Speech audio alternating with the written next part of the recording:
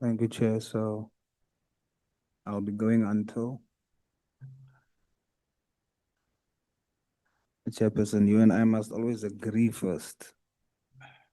Until what time am I going? O'clock. What time? O'clock. At The, 6. the next o'clock is 6, yeah. You know, that's not 40 minutes. Yes, it's 40 minutes from now. Mr. O'Sullivan, good evening to you. Good evening. You must indulge me for a few minutes as I just provide context for how I'm going to approach this. So indulge me for a minute.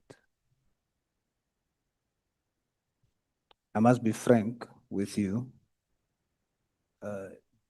How I was introduced to you, not in person, but through the committee engagement of you having to come here. And I must be frank with you, I hate how you introduced yourself to us. As someone who encountered you for the first time, you came across as very rude. You came across as someone with a disregard for us in the legislature and the executive. Then when I listened to you when you testified, you further confirmed that here in how you addressed our leaders, for example, our President, His Excellency, President Ramaphosa, by addressing him on a first name basis. Then your posture of dictating conditions to us created a perceived expression of a default colonialist mental setting. But Mr. O'Sullivan, no matter how I feel personally about how you've been introduced to me, and it's important that I remind myself why I'm here. I'm not here to assess how your behavioral conduct is or the lack thereof, but I'm here to test the submissions that you put before me or before us. And when I look at the submissions that you put before us, no matter how I feel about your posture and your demeanor, I cannot ignore, when I read your submissions, your heroism. I cannot ignore your sacrifice and your immense contribution in your fight for justice in our country. And so if I strictly just look at that and look away from how I was introduced to you and your perceived posture, I want to say to you, based on what I read here, thank you very much for your sacrifice. You're a hero. But like I told Mr. McBride, even heroes have holes. Our shared Christian faith teaches us about Jesus, who's more than the hero, is an actual savior. Yet even Jesus had holes in his body. But the difference with Jesus was when Thomas doubted him, he was willing to let Thomas feel the holes and test it for authenticity. And he still ascended into heaven with holes. Now, this committee process, I feel, is here to test those holes and also to affirm the truth and test what you've put to us, whether it's the truth. So that's how we're going to start, Mr. Sullivan. My first question to you, given your access, given your access and your executive appointments without tertiary qualification. Did you benefit from the apartheid system in terms of opportunities because you are white?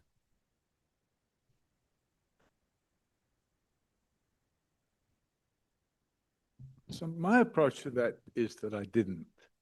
Sorry? My response to that would be that I did not approach or benefit from the apartheid system because I'm white. However, I want to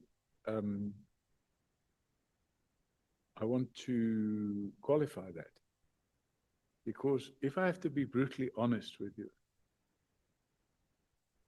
in the initial years when I came in South Africa, and sorry, I'm in a bit of pain. When I first came in South Africa, it might be construed that I did benefit from the apartheid system, because it might be that after 1994, it might be that I would not have received permanent residence. It might be that the rules changed and I would not have qualified for permanent residence. But after democracy took place, I threw myself headlong into trying to help the previously disadvantaged community in South Africa. And I'm still doing it today, by the way. And I don't publish any of this. I don't go to the media and say, look at what I'm doing here. There's an informal settlement near my house in Sandton. There's about 175 people living there, and some of them are school children. And every Christmas and every Easter, we put on parties for the children. In addition to that, they don't have electricity. So I purchased solar panels and put them on the roofs. And the year before last, I donated a very large gas braai facility for them. I communicated with the city of Johannesburg and asked them to put in, and they did put in, 3 toilet blocks and sewage. I managed to get that done for them. And I still, to this very day, communicate on a regular basis with those people. And I've been trying to assist them, but that's just one project. There are other projects as well. Mr. Sullivan. Okay, sorry. No doubt. What you've now added is you're not just heroic, you're not just a hero, you're also a compassionate one. Yeah. And I'm not disputing that. What I'm dealing with that question is that, let's be logical. When someone like me sits and I look at how is it that you held executive positions without the necessary qualifications, the only answer that's plausible is that the system at the time benefited you because you were white. If I look at the letter that was written on your behalf by the Member of Parliament, the tone of the letter also speaks to the fact that there is an understanding that because you're a white man, there would be some concession and benefit in terms of opportunity. The MP says in the letter, it would be a great benefit to white people in South Africa. When you write, you make sure to stress that you are learning Afrikaans. There's an undertone of intentionalism based on how the apartheid regime would give opportunity to white people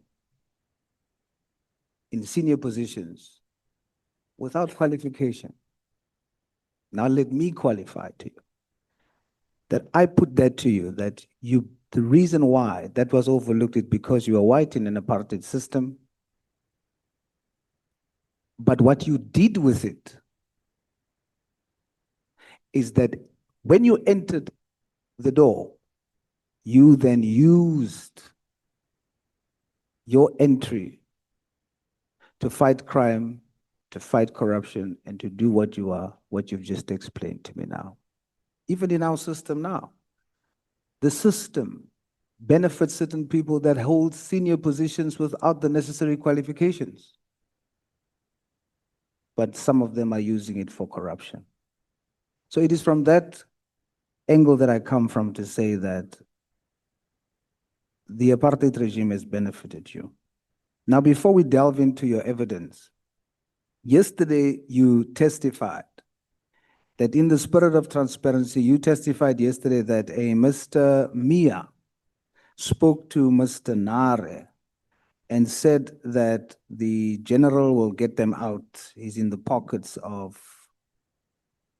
you mentioned the name, I forgot the name.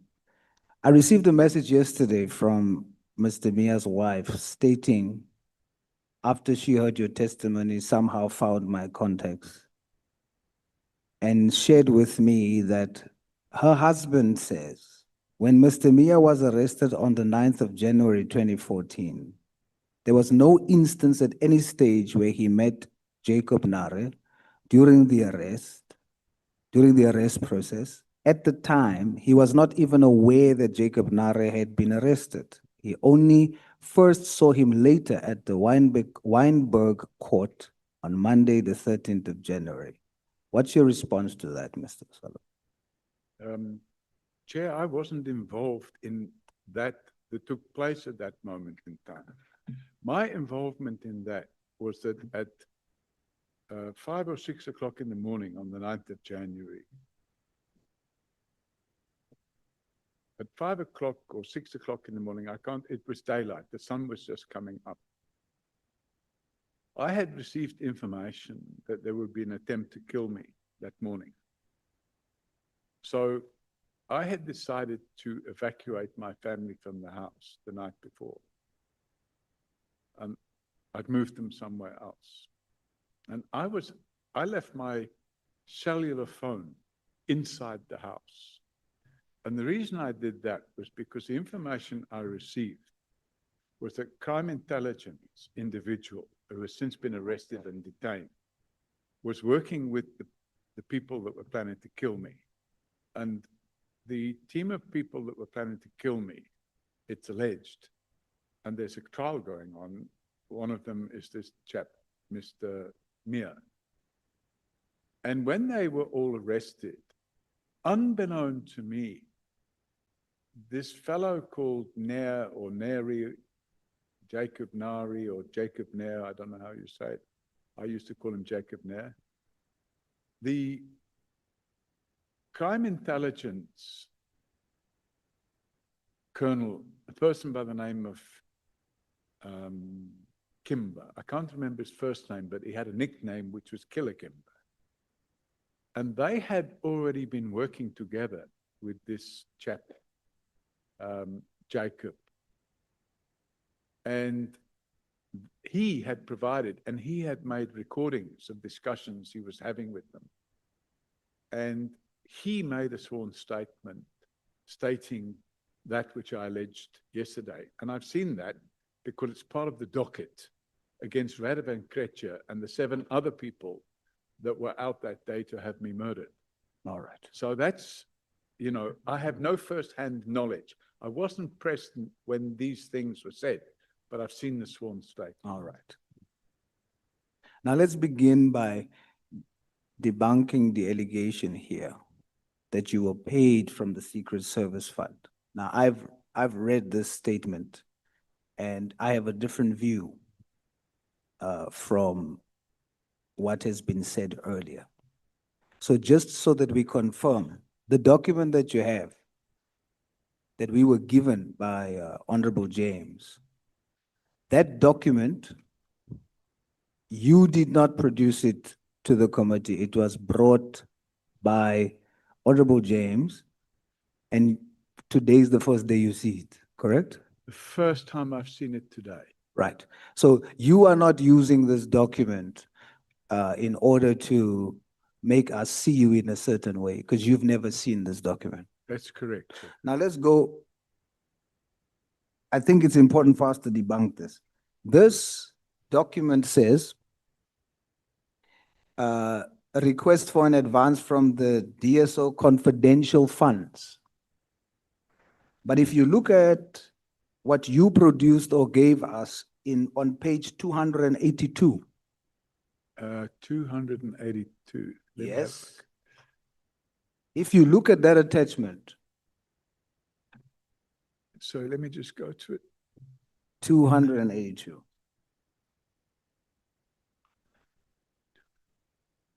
Okay. If you look at that attachment, this money for the transfer, for the procurement of a multi-center payment that was made from the secret fund, it is listed there as secret services account. Correct. So would you agree with me then that if this document that you were given, if this money, this 100,000 came from the secret or the slush fund, it should have had written on it the secret services account and not what is written on here, the DSO confidential funds? Would you agree? So the money that you were paid was not from the secret services account. No, it came from now. I didn't know where it came from then, but now I can see it came from the Scorpion's confidential funds. Absolutely. which And was that's the not, National Prosecuting Authority. and that's not the secret services fund. No, the Secret Service account is run and managed and controlled by the police, not the NPA. Yes. So we are debunking the notion that you were paid from the secret services account based on what was produced here. Yeah. Let's go a little bit further. If you look at the document, it says that because of your information, cannabis weighing 1,114 kilograms was discovered. Cannabis or hashish? Both. Okay. So I haven't. On page 4. If I don't want can us just say to, I haven't read this document. Mr. O'Sullivan, Okay. I don't want us to spend a lot of time Okay. here. I just want to use what was given here, not by yourself, to debunk the notion that you're not a credible witness. On page 4, it says there, in a document, not that a document that you produced, it says the combined value of the 767 kilogram of hashish and the 1,114 kilogram of cannabis confiscated by the DSO amounts to 56 million, which is only part of the full consignment valued at more than 200 million rand. So your efforts and what you have provided has allowed the DSO to seize money or things to the value of 56 million in comparison to 100,000 that you have been given. I end with this. On page 5, the document that was produced here by Honorable James says, Mr. Solomon, for this, he made use of his own camera, vehicle, and aircraft rental. O'Sullivan funded all his own operational costs. O'Sullivan effectively beat SAPS at what they were expected to do. Sorry, what page is this? That is page 5. Not a document that you produced, evidence that was produced by others. This document says of you on page 6, it says Mr. O'Sullivan did not give this information for financial gain. With him, it is a matter of principle. It is acknowledged that O'Sullivan and Commissioner Celebi are at loggerheads, but this information has been properly handed to the DSO and independently verified by Mr. O'Sullivan Mr. O'Sullivan has a motive of revenge against Commissioner Celebi, but this case, other than him being a policeman, does not at this stage aim in any way to implicate Celebi directly. It is recommended that Mr. O'Sullivan be paid an amount of 100,000 as a reward in lieu of his time, effort, money, successful recovery of a large consignment of drugs, and the prosecution of the syndicate. So not only was that consignment retrieved, but there was also 4 arrests made. Leslie Ellen Curtis was arrested and given 10 years imprisonment. Chris Alblas, 10 years imprisonment. Petro McKee's 30 months imprisonment. A document not that you've produced, but that was given here by Honorable James, shows you to have contributed largely to the fight against crime. I was just trying to use that to debunk the notion that you misled the committee in saying that you didn't receive the funds from the slush fund. Now that there is some pointing to you as a credible witness, I want you to help me now quickly, and I want you to be very concise, Mr. O'Sullivan.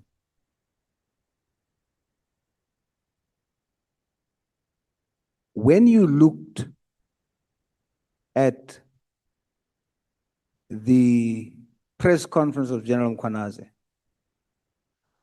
what impression did that give you? Very concisely. It gave me the impression, and I stated this, it gave me the impression that he was planning a military coup.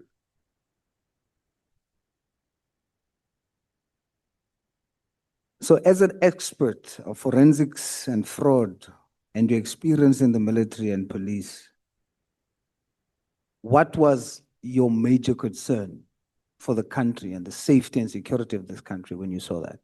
Well, Chair, I'm trying to give a quick answer, but I have to qualify it because at the time when he gave that media conference, I knew of his history because he had been involved in this incident that took place at Apartheid.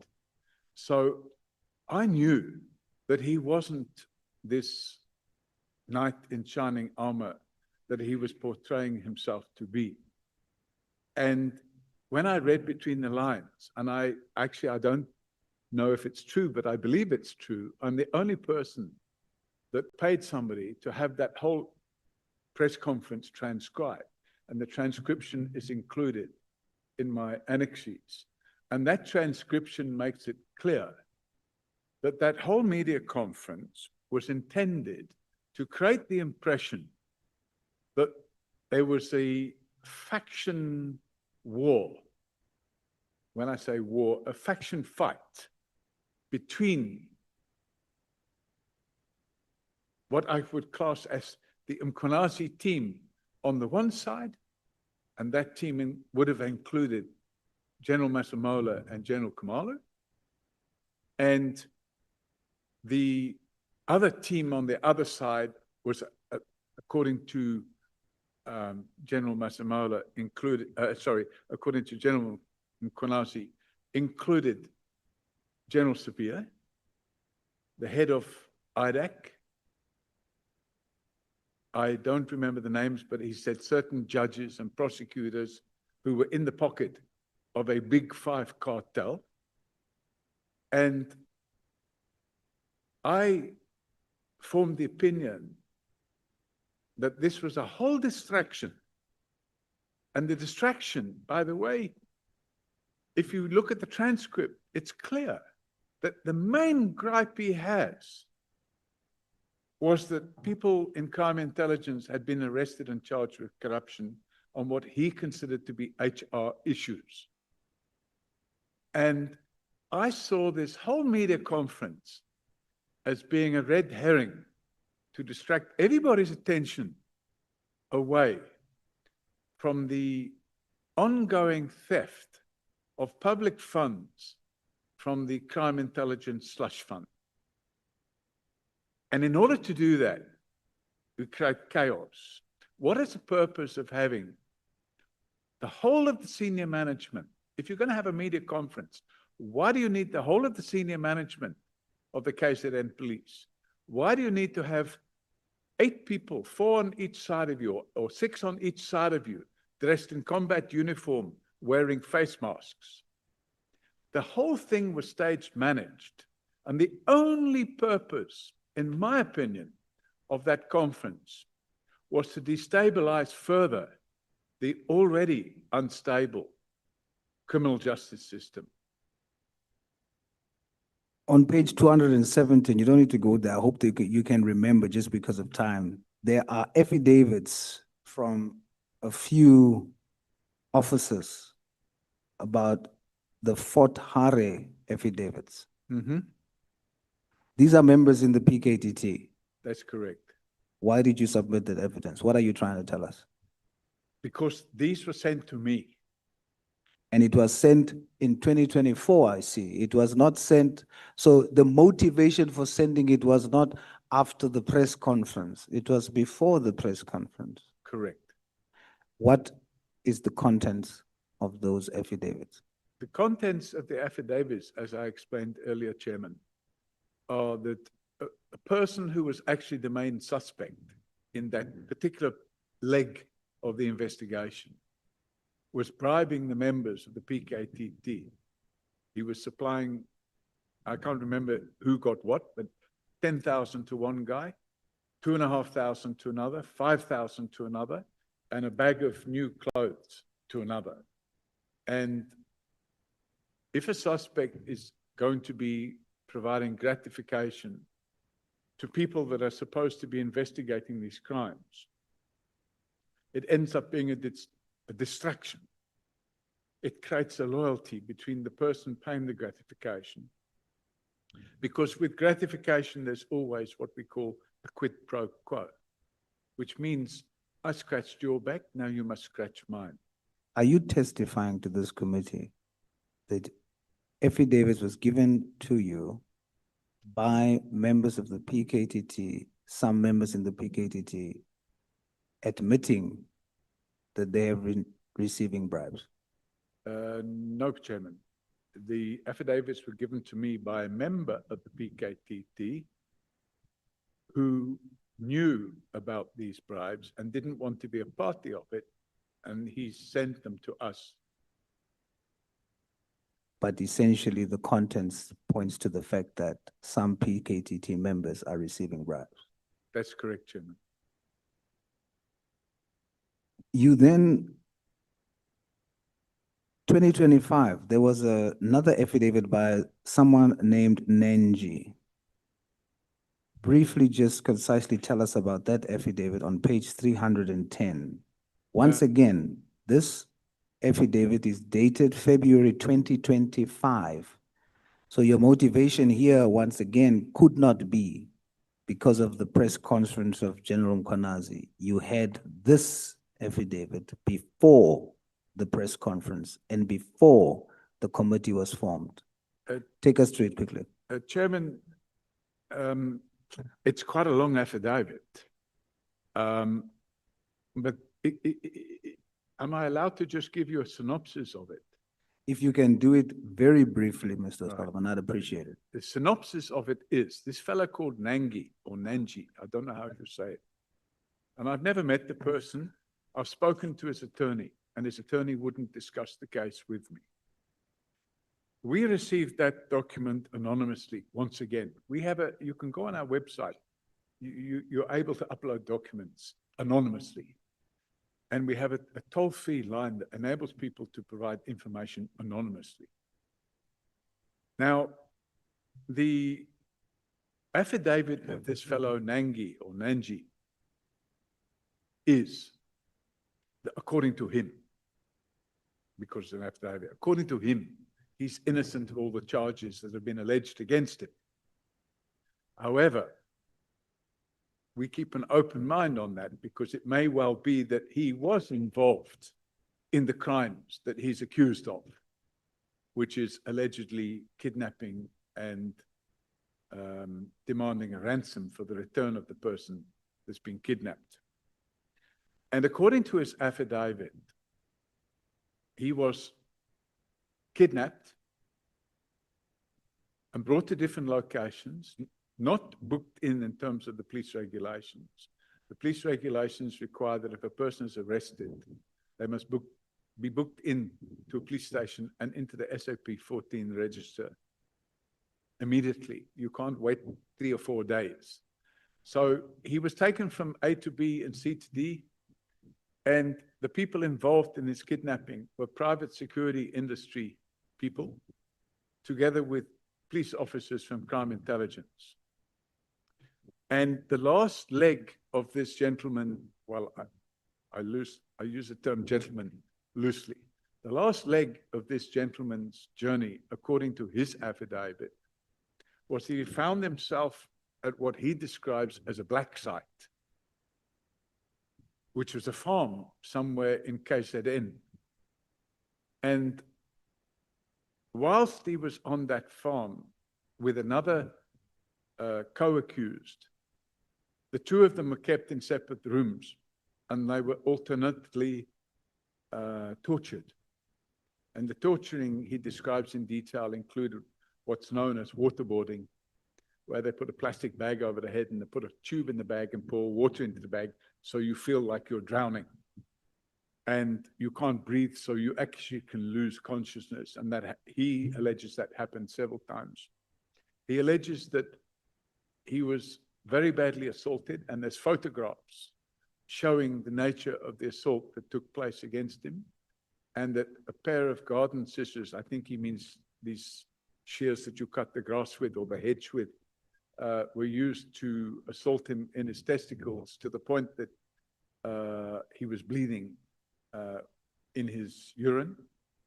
And finally, he said that while all this was going on, the senior cop that was there, Colonel Darwood, who has, to my knowledge, a history of this type of conduct, and I know that for a fact, because that's the same Colonel Darwood that kidnapped Sarah Jane Trin from our offices in February 2017. And the same Colonel Darwood was involved in an unlawful arrest of me. And the same Colonel Darwood was involved in the unlawful arrest of Advocate Gerrie Nel about the time when he wanted to prosecute Jackie Salebi. But the most telling part is that at this black site, this farm, he alleges that General Mkhwanazi was there. And in General Mkhwanazi's presence, Darwood continued assaulting him. He doesn't allege that General Mkhwanazi assaulted him, but he did allege that General Mkhwanazi told him that the other co-accused, a person by the name of Mkhwanazi, he said Mkhwanazi should have been better off committing suicide because of the torture that he's going to be facing. And Darwood allegedly, according to the statement, phoned Nangi's wife on the phone without realizing that Nangi's wife recorded the call.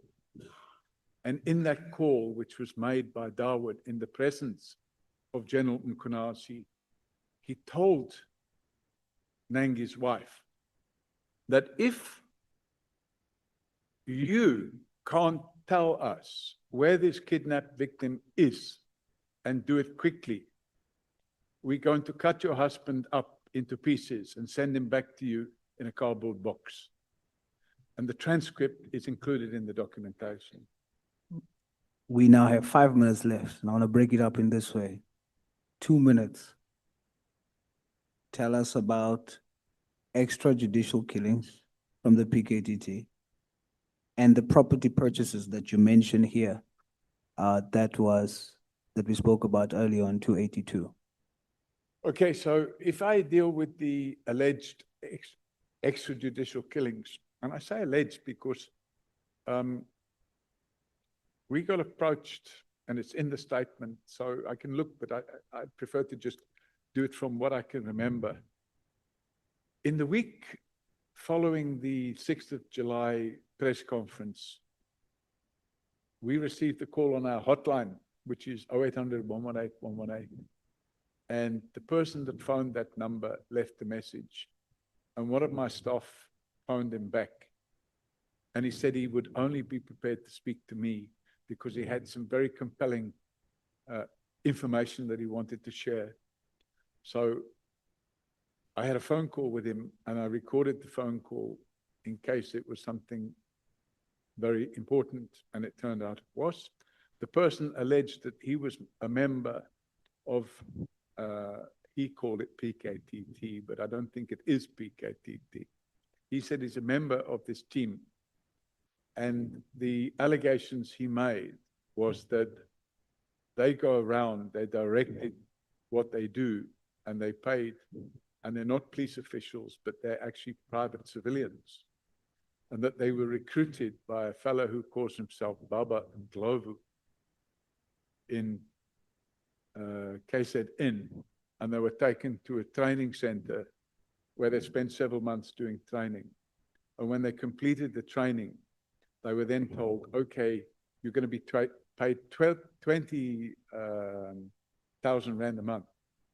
And the 20,000 Rand a month, you'll be paid in cash. Now, then they were told, now you must come and do some work because you've been trained for this work. And the work they were told they had to do was to help with crime prevention. And according to the statement of this chap, because we took a sworn statement from him. You've got 2 minutes. Okay, sorry. He alleges that they killed innocent people. Yeah. And that they would sometimes kill them thinking they called it street cleaning, and that they would only find out afterwards that the people were innocent. And we therefore decided to provide a copy of we provide the originals in terms of Section 27 of the NPA Act. We provided same to IDAC. And we also provided same to the KZN All right. IPID. In our last 2 minutes, 1758, in our last 2 minutes, tell the country the slush funds used to purchase properties. Yeah. And then who approves those purchases and for what reasons it is. And then you've got literally 1 minute, Mr. O'Sullivan. Let's go. So the value of the properties, I can guess, because there's a figures there, but I can't look for it. It's approximately 120 million or 130 million Rand. We got this information. And when we got the information, I carried out some research, and obviously we had the ability to do so. We used a site called Way Back When, and we managed to download the property advertisements for the properties in question. And with those property advertisements, we were able to then, with the documentation that we've been supplied, we then pulled the title deeds of the properties from the deeds office, and we were able to see that the properties had actually been purchased for a price higher than the advertised selling price of the properties. And then I was able to get the documentation showing how they would be paid for, and it was signed off by General Leshaba, General Kamalo, and General Masemola. Then we were able to establish, because we had the title deeds, we were now able to establish that the properties had now been registered in a private company, a PTY Limited, and we found that the directors of that private company were 2 employees of crime intelligence. And this is the final 30 seconds. During the period in question, South Africa was going through a very depressed, and still going through a very depressed property market. I was questioned earlier about why I decided to disinvest from property in South Africa, not my own house, obviously, but other properties. And I decided to disinvest. I sold a property in February 2025 that I paid 14 million for. Actually, I 12 million plus stamp transfer duty and the cost of getting it rezoned. So it cost me 14 million Rand. I sold it in February last year for 7.5 or 7.7 million Rand. Honorable Vessels, may you please have your microphone on.